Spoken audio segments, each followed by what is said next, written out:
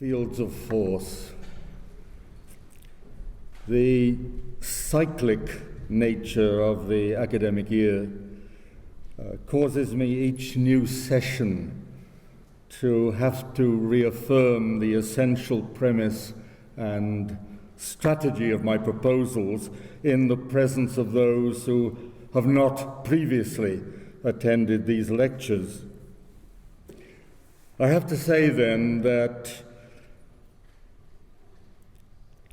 as I've said previously on two similar occasions, November 2010, November 2011, that these Oxford lectures are not intended to be received as programs or proposals or expositions.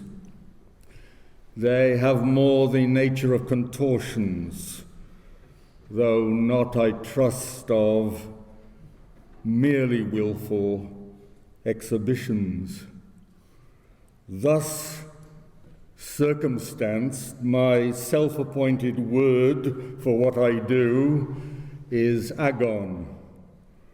The original expositions have become, over the past 2 years, bouts of self-wrestling as I submit myself to understand myself insofar as I'm able to comprehend what it is I'm struggling to achieve 3 times a year in your gratifying and gracious presence.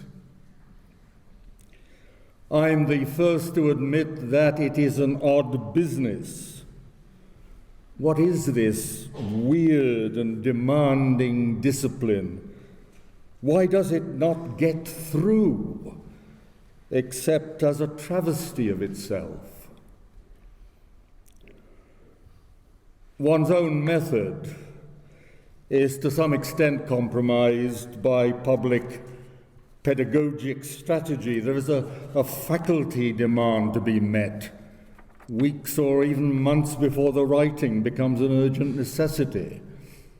A title has to be supplied, so that advertising, the commissioning of posters can begin.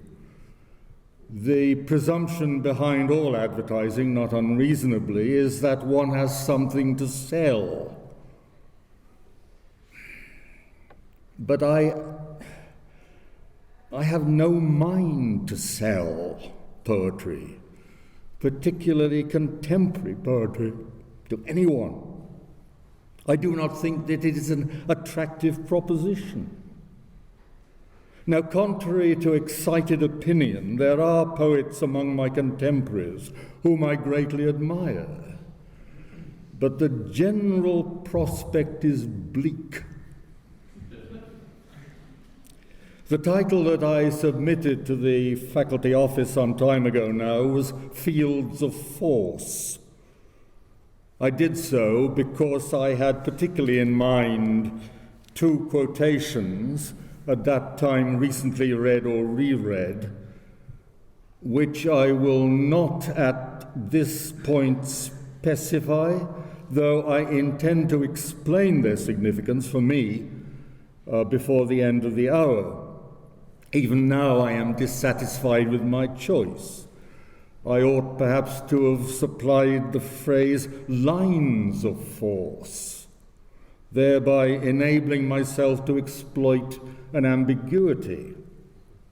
Lines would, in the first sense, suggest magnetic radii, power-bearing cables, and punningly also would introduce a historical topic of dispute, a topic of dispute in mid-17th century poetics, when such writers as various as Thomas Hobbes and Isaac Walton declared or implied reservations about the strong lines associated with the metaphysical verse written 50 or so years earlier.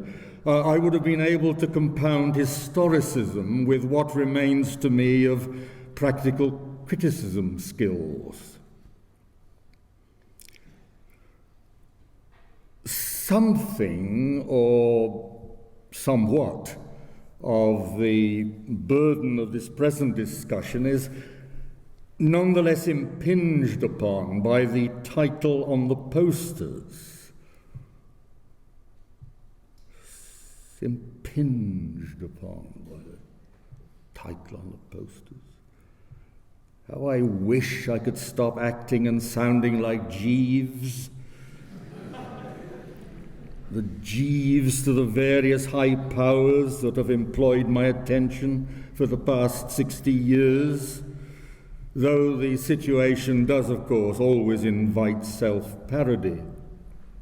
And though there are several alternatives much worse than playing Jeeves, such as resembling the crazed octogenarian recluse in a rather poor play by John Whiting. The poet poorly imagined is in old age too often a visionary, driven mad by public rejection. Whereas, as Yeats splendidly articulated in his late correspondence with Margot Ruddock, the old poet's concentration must be a final clarifying of lifelong attention upon the matter of technique. I actually think now that the phrase "heaviness of the world prevailing" would have been a title best indicating what it is I endeavor to say. Not only what I will say in this, but also have said in previous and will say in succeeding lectures. Heaviness of the world prevailing. That phrase comprises one line from a poem discovered by me, aged 19, browsing in Blackwell's. My copy of a volume entitled Selected Poems still has in a very schoolboyish hand the ownership signature, Geoffrey Hill, Oxford, 1951. The author of that particular selected poems, an American poet by the name of Richard Eberhardt, drew my attention at that time as much as did the work of the young Robert Lowell. I was put onto him by my new friend Donald Hall. I still feel a powerful force field of sympathy for both poets as they revealed themselves to me then. Note, by the way, that I said discovered while browsing in Blackwell's. I was not directed to read Eberhardt or Lowell, either by the official syllabus, which in any case terminated at 1832, or by the tutor of a creative writing class in poetry. There were no classes in creative writing in the UK then, though they had already started in the USA. Eberhardt's poem reads as follows. Its title is "Mysticism Has Not the Patience to Wait for God's Revelation," Kierkegaard.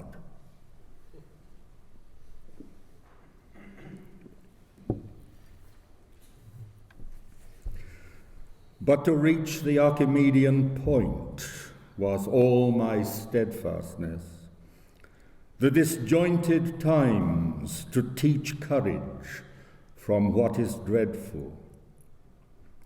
It was the glimpses and the lightning made me a sage, but made me say no word to make another fight, my own fighting heart full of dismay.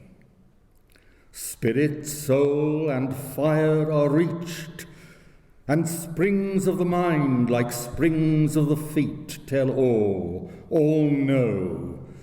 Nothing wavers there. All the flowers of the heart turn to ice flowers. Heaviness of the world prevailing. The higher we go, the more terrible it is. Duplicity of man, heart-hate, the hypocrite, the vain, the whipper, the cheat, the eternal ape on the leash, drawing us down to faith, which the Greeks call divine folly, the tug of laughter and of irony. Always useful to hear a new poem a second time. Mysticism has not the patience to wait for God's revelation, Kierkegaard. But to reach the Archimedean point was all my steadfastness. The disjointed times to teach courage from what is dreadful. It was the glimpses and the lightning made me a sage, but made me say no word to make another fight. My own fighting heart full of dismay.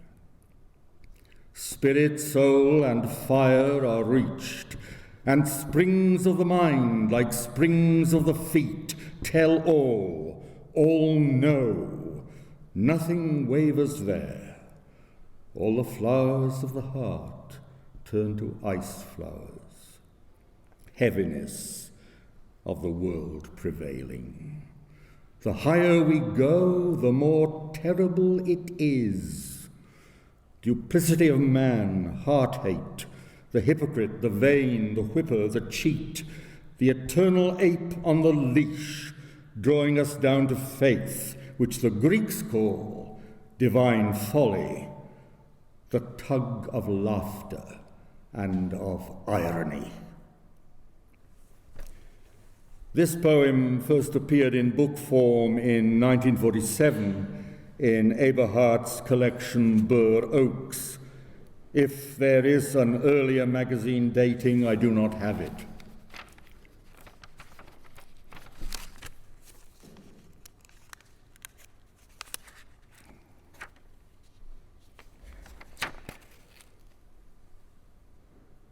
In 1938, there was the publication by Oxford University Press of the Journals of Søren Kierkegaard, translated by Alexander Dru, D-R-U. And Eberhardt, in this poem, quotes three phrases precisely as they are given in Dru's translation.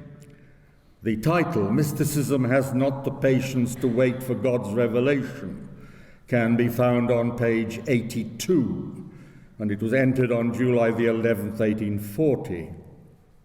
Line 12, all the flowers of the heart turn to ice flowers, is on page 46 and is an entry for 1837. The higher we go, the more terrible it is. An 1843 entry is on page 119 of Dru's translation. And a further citation of 1843, faith is therefore what the Greeks call divine folly, page 122, is part used in the poem's penultimate line. The Archimedean point is a recurring trope throughout the journals and occurs elsewhere in Kierkegaard's writings. It is the hypothetical point in space where one who might wish to weigh or to move the earth would have to stand. It is the hypothetical point in space where one who might wish to weigh or to move the earth would have to stand. On July the 29th, 1835, the journal entry reads, he, meaning the solitary inquirer, has found that Archimedean point from which he could lift the whole world, the point which for that very reason must lie outside the world, outside the limitations of time and space. If we riposte on being told this, how arbitrary, how ungainly, how uncouth are such demands on the reader's attention. The riposte itself is countered first by Kierkegaard, then by Eberhard. Kierkegaard, in effect, says, the impossible demands are crucial to one's salvation, and in making them, I myself have become an impossible person. Eberhard, some 70 years ago, is adding the equivalent labor of lifting the art of poetry from A, simple subjectivism, and B, socio-political explanations of inequity and injustice colored with a Marxist populist tinge,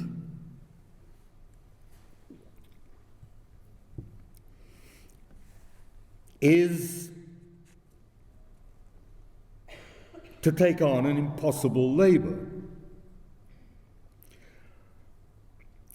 And I think Eberhard, in picking on enlightening upon the Kierkegaard, Eberhard is implying something like, well, we really must abrupt the expected lyrical continuities as you might find them in the poetry of, say, Robert Frost.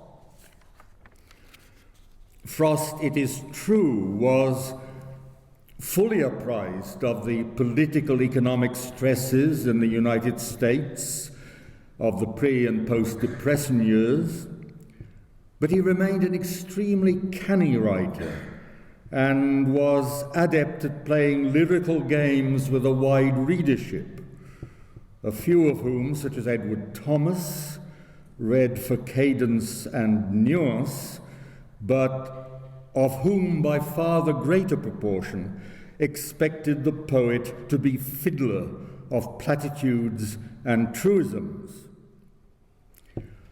Now, Kierkegaard in 1938, when Drew's translation of the journals appeared, had barely begun to be known in the English-speaking world. And Eberhard would at that time have been an adventurous and an exemplary close reader. And his quotations are well taken from the journal's hefty spread of 1,410 citations and 570 or so pages of text.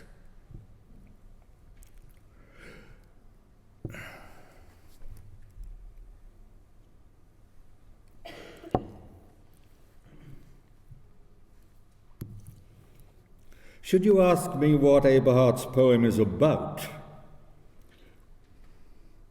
I would respond that it is about achieving an objective relation to one's own subjectivity.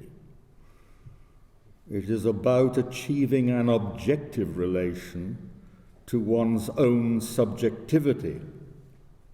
And I'm once more alluding, when I say that, to Alexander Drew's English rendering of Kierkegaard's Danish. I will risk, and anyone who embarks on Kierkegaard is at risk, I will risk the suggestion that of all the citations in the 1938 volume, it could well have been this one, number 1376, that most directly called forth Eberhard's sympathetic, creative, poetic attention. And this is how the Kierkegaard reads: the majority of men are curtailed eyes. That's not E-Y-E-S, that's I''S. The majority of men are curtailed eyes. What was planned by nature as a possibility capable of being sharpened into an I, is soon dulled into a third person. It's a very different thing, this is Kierkegaard, it's a very different thing to have an objective relation to one's own subjectivity. Take Socrates. In danger, he has an objective attitude to his own personality, and when he is about to be condemned to death, speaks of his condemnation like a third person. He is subjectively raised to the second power. His attitude is as objective as that of a true poet to his poetic works. He is just as objective to his own subjectivity. Take Socrates. In danger, he has an objective attitude to his own personality, and when he is about to be condemned to death, speaks of his condemnation like a third person. He is subjectivity raised to the second power. His attitude is as objective as that of a true poet to his poetic works. He is just as objective to his own subjectivity. I even say that an essential aim for every good poet throughout the greater part of the 20th and of the toehold we so far possess in the 21st centuries has been to achieve, by a variety of technical means, the effect of possessing an objective sense of one's own subjectivity.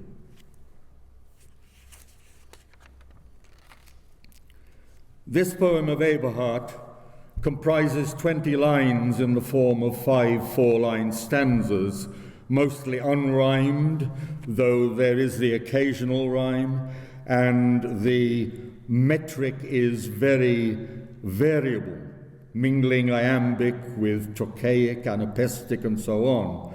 Most lines in the poem display what Gerard Hopkins termed counterpointing, where the line takes a basic meter, iambics say, but the sense, the meaning of the line, imposes a colloquial speech stress on the final metrical feel of the line.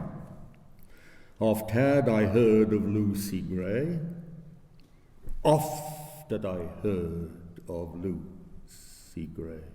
So that the melodies, the two melodies, add up to the third melody, which is the true melody of the poem. It is one of the great abiding beauties of English poetry that we can do this, and it is as much present in a Shakespeare or a Sidney sonnet as it is in the Eberhard poem immediately under discussion. To all this, one must add that 2 and a bit of Eberhard's lines are lifted straight out of prose.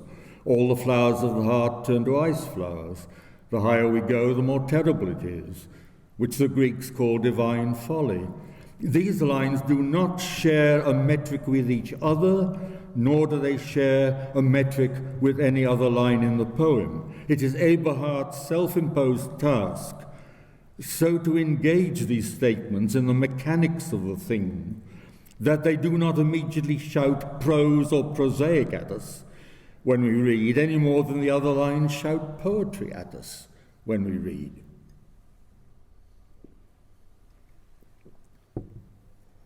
And when I say read, I mean either silently or aloud. Eberhard's solution is to pitch the whole thing in quasi-extempore rhetoric, to produce an overriding effect of gains made by short, sharp rushes and abrupt pauses, as if the poem were being extemporized, even as we read it silently or aloud, from some awkwardly shaped jetsam, some recalcitrance of incompatibility between meaningful utterance and the world's contingent intractabilities. Since this poem, here laboriously destructured and restructured by a crabbed and willful octogenarian, revealed itself instantaneously, I believe that I truthfully so describe its effect, to the half-tutored intelligence, uncertain of all its certitude, of a young man browsing in Blackwell's, Geoffrey Hill, Oxford, 1951. And since my sense of what poetry is, what its demands are, has not significantly changed in the succeeding 61 years, you may find it possible to understand why it is that I believe the greater proportion of poetry in English written at the present time is selling itself short.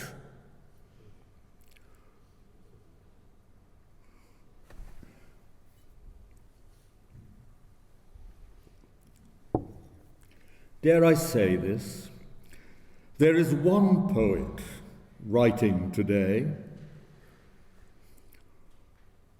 whose achievements meet every criterion that I have sought to establish for poetry, and which will be remembered when the work of currently famous poets has fallen into obscurity. But I am sorry to say that I do not know who she is.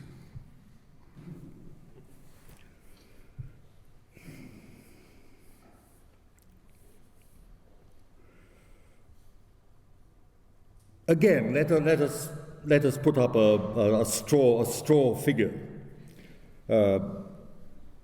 Let's say I sit here so that you can accuse me of being a mere laudator temporis acti.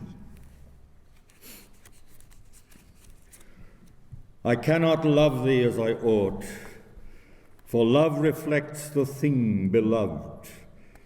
My words are only words, and moved upon the topmost froth of thought.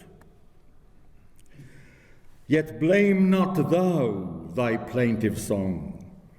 The spirit of true love replied, thou canst not move me from thy side, nor human frailty do me wrong. What keeps a spirit wholly true to that ideal which he bears? What record? Not the sinless years that breathed beneath the Syrian blue. So fret not like an idle girl, that life is dashed with flecks of sin. Abide, thy wealth is gathered in, when time hath sundered shell from pearl.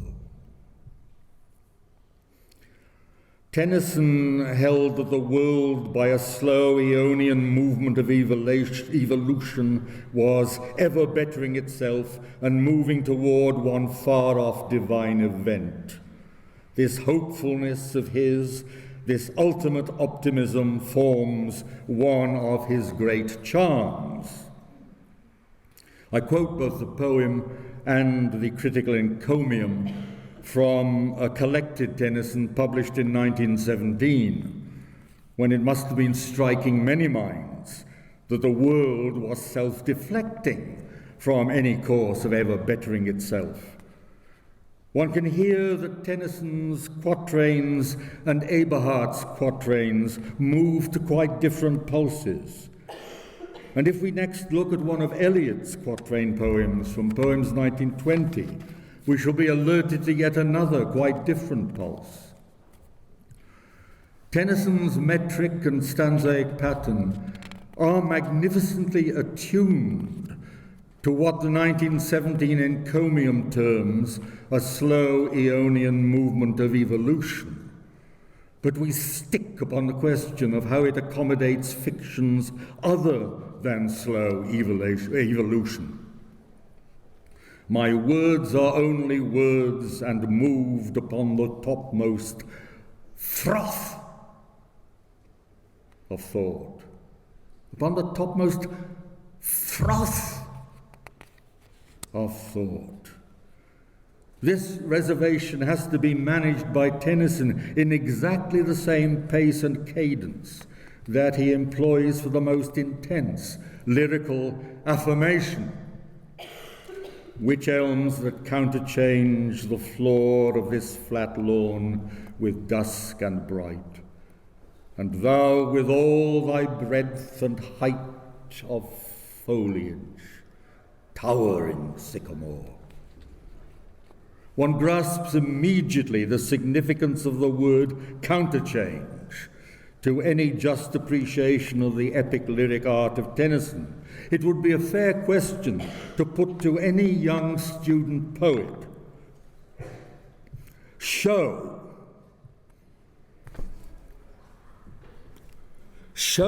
how counterchange is effected in memoriam, where the metric pace and rhyme scheme are so stable. How convincing do you find Tennyson's self-accusation that at times his words are only words and moved upon the topmost froth of thought?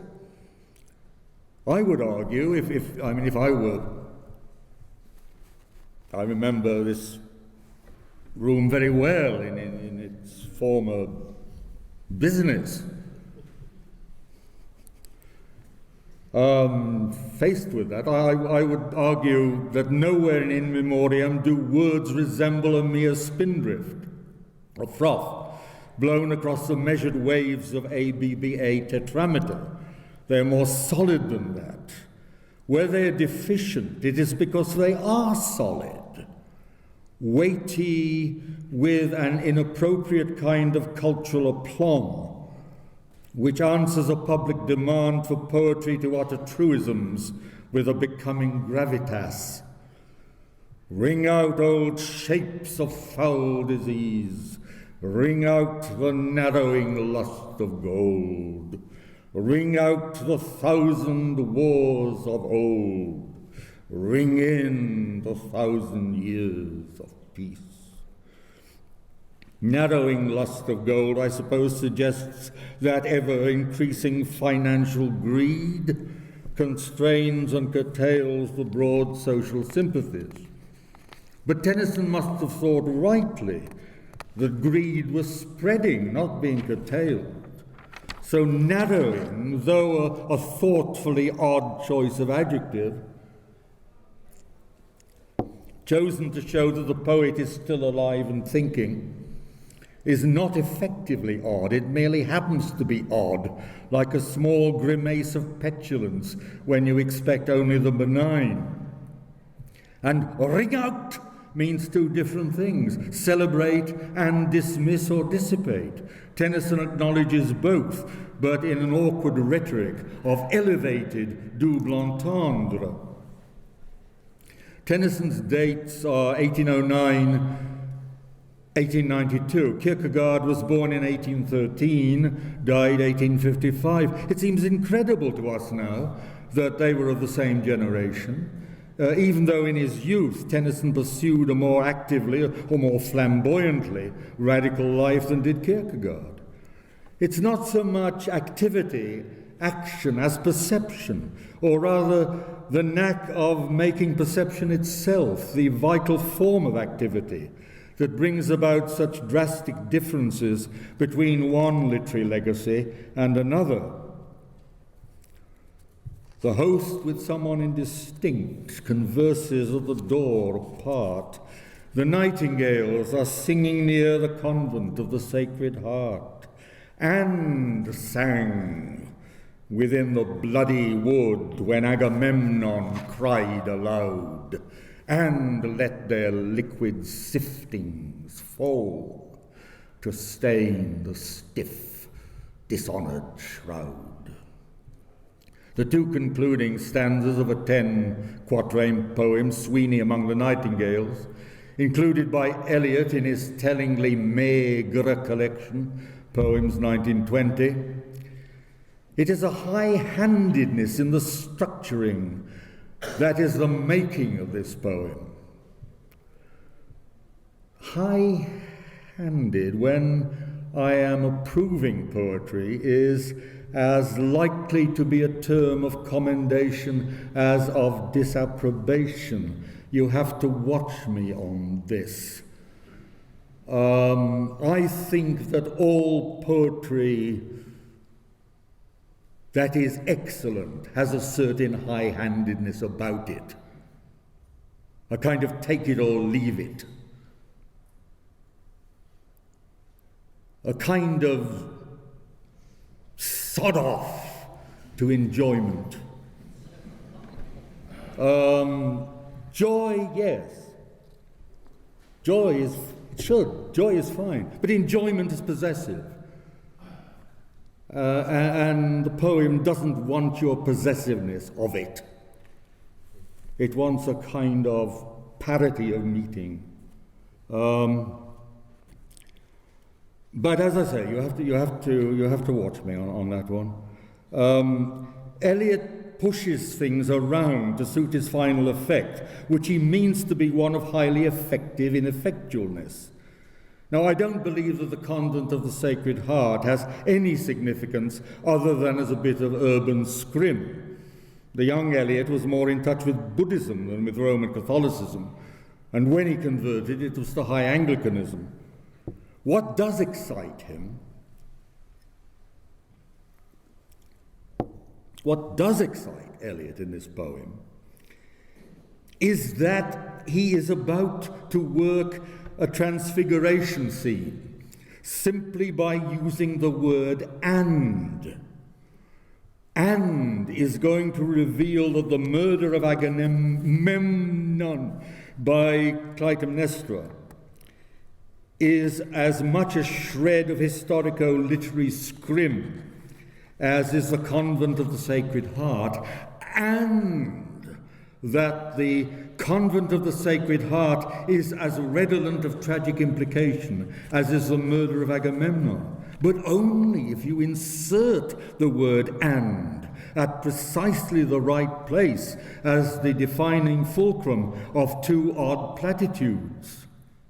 And the final stanza is so pleased, and rightly so, with its mastery of effects. Look, it says, look, liquid siftings is at once a revived cliche about birdsong and an effective new phrase about bird droppings. Voila! Cried aloud, you say, is tautologically impotent. Of course he cried aloud. Could you cry? Not aloud, he cried aloud. But here also Eliot is inscribing something vital about the old poetic diction and the new. You, he says, looking up from your late Tennyson and your Loeb classics, you hear him cry aloud. I, having sat at the feet of Pound, realize that all can be transfigured by the power of logopeia, the dance of the intellect, or of the intelligence among words. The last line of section 51, I think it is, it's 51 in the edition I used, it may be 52 in Rix's edition, to take up again that section that I quoted earlier, when time hath sundered shell from pearl. One can see here that Tennyson is intensely keen to break up the cliché. He composes a kind of concertina line. When time hath sundered is stale Victorian eloquence. Sundered shell from pearl is set against the first half of the line, an expressive abruption. Sundered is a gesture towards the action of ripping apart a stubborn carapace and discarding it. Laceration is briefly conjured. Spiritual consummation means doing painful things to the body. But then you see the immediate following lines in Tennyson are, how many a father have I seen, a sober man among his boys? The metrical settlement of these lines is, to speak figuratively, the waters of the Tennysonian mere, closing again after the briefest glint of a gesture, perhaps thought too abrupt to be entirely in good taste. Carl Andre, a 20th century American sculptor whose work I have not seen, but from the descriptions that I've read probably wouldn't much like, gave a most intelligent interview some years ago in which he said that you have to make art as strong as the art you admire, but you can't make it like the art you admire. You have to make art as strong as the art you admire, but you can't make it like the art you admire. Now, I both admire and love in memoriam, and I wish that Tennyson were now more read than he is. But to wish to write like Tennyson would be utterly absurd. Wilfred Owen believed that to write like Tennyson in 1917 would be immoral, even wicked, but plenty of people between 1914 and 1918 still did so, as did Lawrence Binyon, as did Owen himself, even in his finest things. His profoundest cadences of mourning still have something of the high Victorian in them, quite as much as do Lawrence Binyon's. Even his syntactic inversions are as Binyon's. Why speak not they of comrades that went under? Why speak not they of comrades that went under? The last line of one of his very greatest poems, Spring Offensive. Much of what I'm trying to debate on this occasion could be subsumed into the question, what does Yeats mean by the vortex of Empedocles? This is in fact one of the two quotations which at the beginning of the lecture I said I would hold over until we were around the halfway point. The other quotation is from Ezra Pound, the closing lines of Canto 74. Certainly a property of the mind, nec accidens est, but an element in the mind's make-up, est agens and functions, dust to the fountain pan otherwise, has to seen the rose in the steel dust, or swan's down ever. So light is the urging, so ordered the dark petals of iron, we who have passed over Lethe. Yeats's allusion to the vortex of Empedocles occurs in a piece of writing from 1929 in which he alludes to the capacity for automatic writing dictated by spirits manifested by his wife shortly after their marriage. A number of phrases were given to Yeats in this way, and he put them to use both in a vision and in his late poetry. Empedocles of Akragas is a pre-Socratic which as a group, a thought nexus, profoundly influenced Gerard Hopkins, D.H. Lawrence, Eliot, Pound, and as we see here, Yeats. By profound, I intend to mean an originating radical depth rather than the weight of received opinion or sentiment.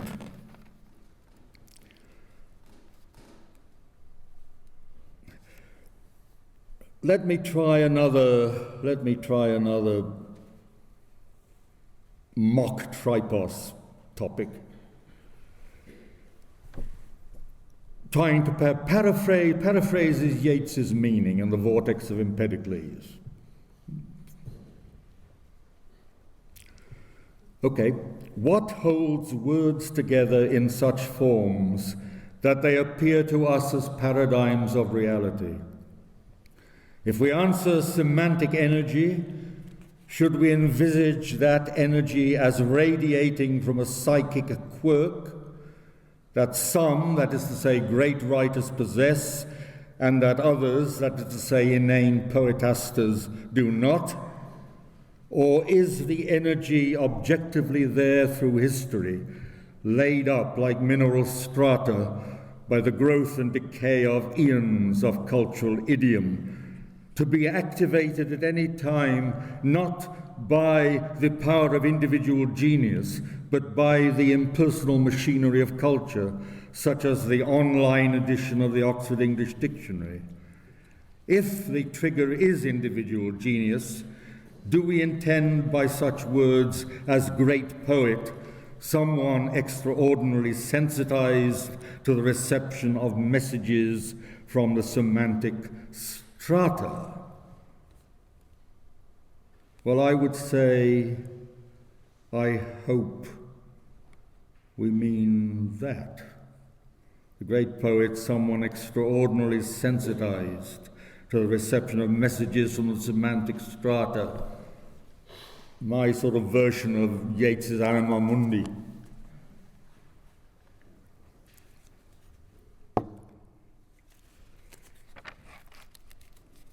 Hugh Kenner defined the vortex as a circulation with a still center. So I believe is a hurricane. Rationalists and skeptics will say that vortex is a word, a locution like any other, and that only a fantasist like Yeats could wish to suggest that a linguistic hierarchy would so summon into being cohorts of beneficent or malign spirits.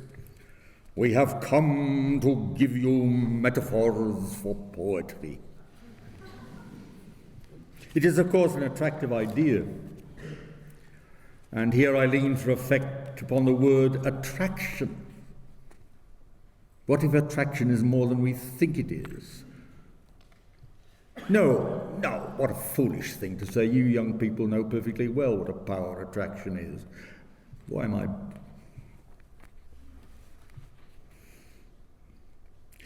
Think again of the pound that I've read earlier. Certainly a property of the mind, nec accidens est, but an element in the mind's make-up, est agens, and functions dust in the fountain, pan otherwise. Hast thou seen the rose in the steel dust, or swans down ever? So light is the urging, so ordered the dark petals of iron, we who have passed over Lethe. Nec accidens est Latin, and is not an attribute. Est agens Latin, it is an agent. I'm not handing you my original research, I'm merely citing C.F. Terrell's A Companion to the Cantos of 1980. Rose in the steel dust, a pattern formed under magnetic influence, a graphic image of divine order operating in the material world. Ezra Pound had previously used the trope in a prose book of polemic, Guide to Culture, in 1938. One could perhaps say that the rose in the steel dust corresponds to, or is in complementary relation with, the nature of the vortex. But whereas the vortex is twi-natured, at once creative and destructive, the rose in the steel dust is entirely benign. As if to imply this, Pound in Canto 74 associates his words with the words of one of the most ceremonially benign exemplars of English high lyric tradition, Ben Jonson's Her Triumph. How you felt the wool of the beaver, or swans down ever, poem of 1624. Again, let me travesty my situation and yours, confronted by and confronting that highly elusive passage by Pound, and ask, what do these lines mean? They mean, as does the whole of Canto 74, and indeed as do the Pisan cantos in their entirety, that Pound is addressing himself to death, which he has reason to believe is impending, and to legacy, that legacy of various phases of the world's high cultures, and the legacy that he might himself expect to leave after his ignominious death. He'd been indicted by the US government on a charge of treason, which carried the death penalty. So light is the urging, so ordered the dark petals of iron, we who have passed over Lethe. Pound is saying in effect, I am already a dead man. But even here he remains an Ovidian agent of metamorphosis.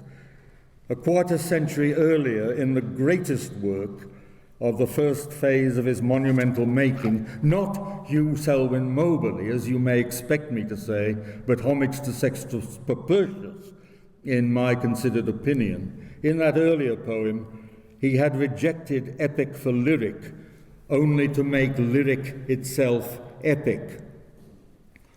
When and whenever death closes our eyelids, moving naked over Acheron, upon the one raft victor and conquered together, Marius and Jugurtha together, one tangle of shadows.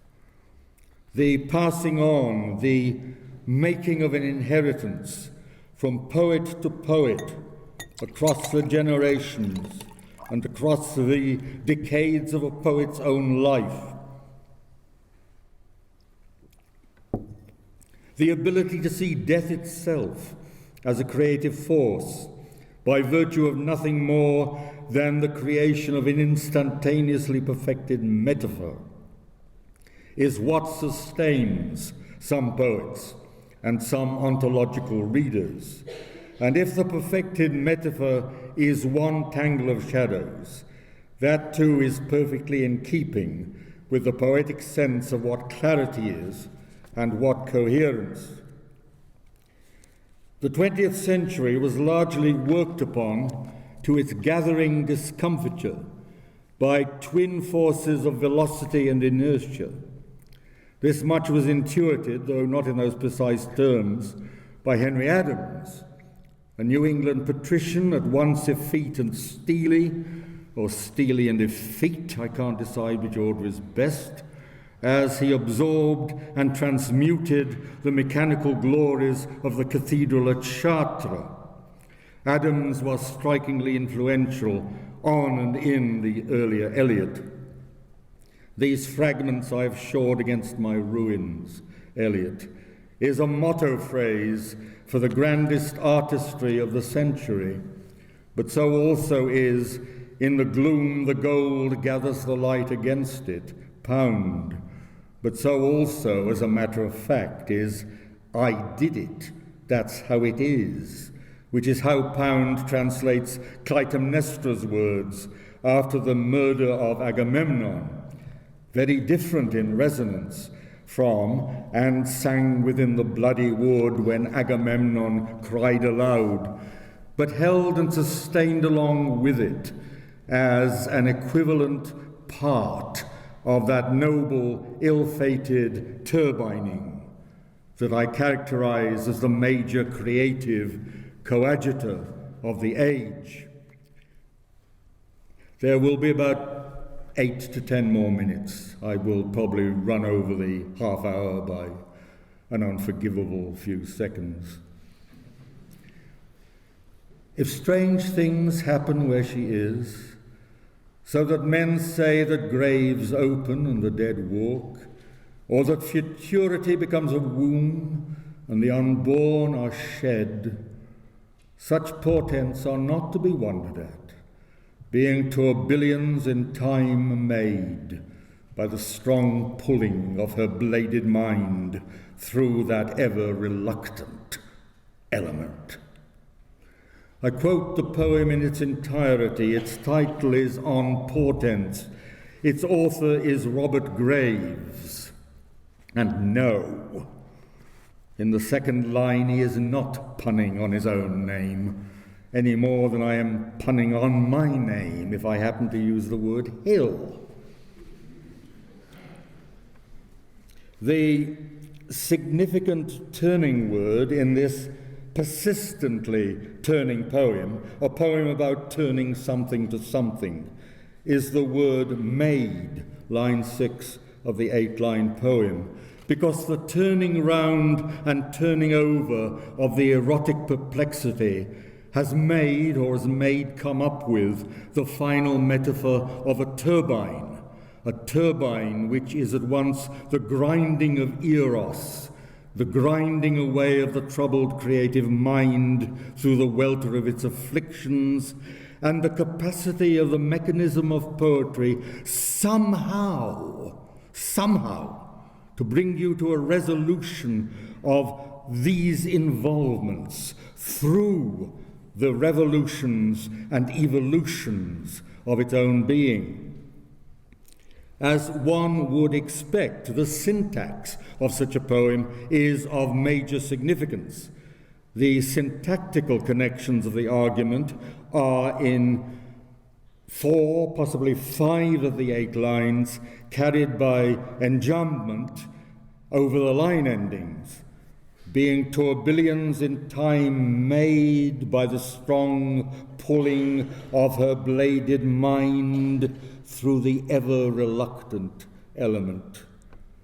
Tourbillon, French tourbillon, whirlwind, transferred sense, a whirling mass or system, a vortex, a whirl, an eddy, a whirlpool. According to my 1989 OED, which I still haul off the shelf, the first recorded use in this sense is steel in The Spectator, number 472. Each of them, the fixed stars, is a sun moving on its axis in the center of its own vortex or tourbillon. Graves's use of the word in this poem is noted by the OED and dated 1931.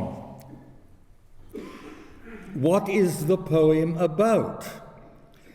Well, it is about it and about.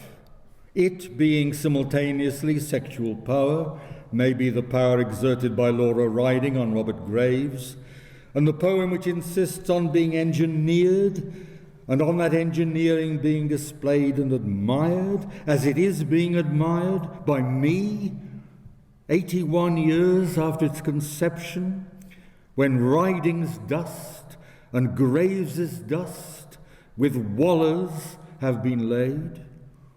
Every poem that profoundly moves us, and note the verb, we are to be moved, we are moved. It is the aim and function of poetry so to move us, perhaps to move us to a rapt stillness. It's a compound of the strong pulling of that bladed mind, imaginative technique, and the recalcitrant force of that ever-reluctant element, experience as language, experienced as obstacle, allurement, consummation, in the form of what I most loutishly term semantics.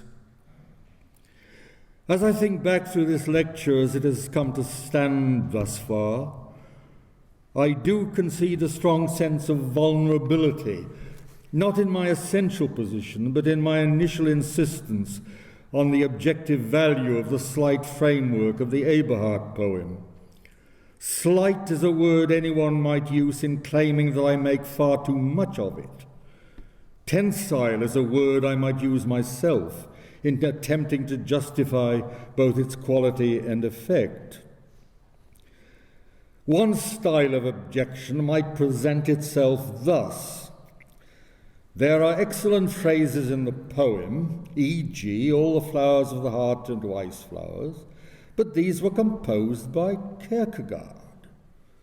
Eberhard's own phrases are comparatively jejune and exclamatory. Was all my steadfastness, my own fighting heart, full of dismay, duplicity of man, heartache?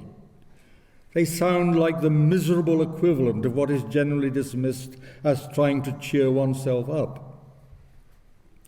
I would respond by saying that Eberhard has endeavored to create a dialogue between the grave, ironic cogencies of Kierkegaard's journal, as made astonishingly apparent to English readers in Alexander Drew's 1938 translation, and the astonished gaucherie of an intensely susceptible, malleable American intellectual mind, at that time in its early mid-30s. Eberhard was born in 1904, but a mind which, though capable already of various forms of lyrical affirmation, had hitherto not encountered anything remotely like this. The subjective naivety is from the first conceded, but to reach the Archimedean point was all my steadfastness. As Kierkegaard repeatedly warns in the journal, to reach the Archimedean point, you would have to venture beyond Earth's gravitational field. And the only movement that Eberhard can foresee as his own spiritual and metaphysical possibility is a slight one, the tug of laughter and of irony. The movement of the poem, I suggest, is in fact this, a slight tug which suffices to arrange and rearrange the small decencies of the poem around itself in the final line, though with a serious leaning towards Kierkegaard's terrifying directions.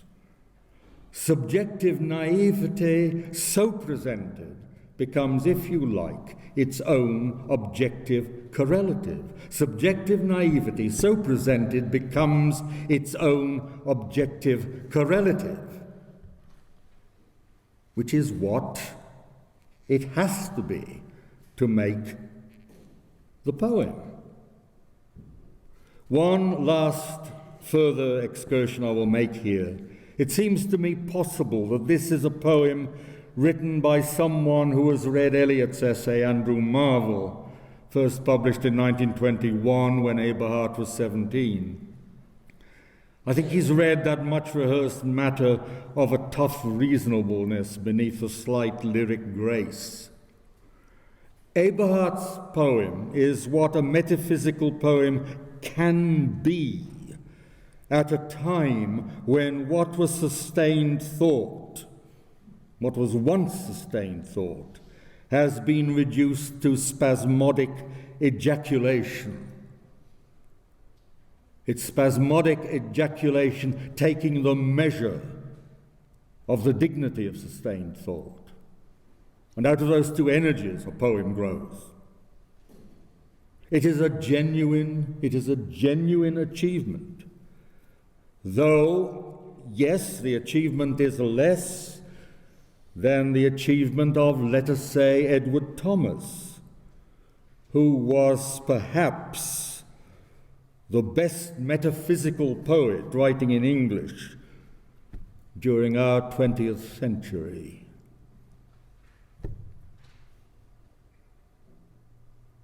Three minutes overdue.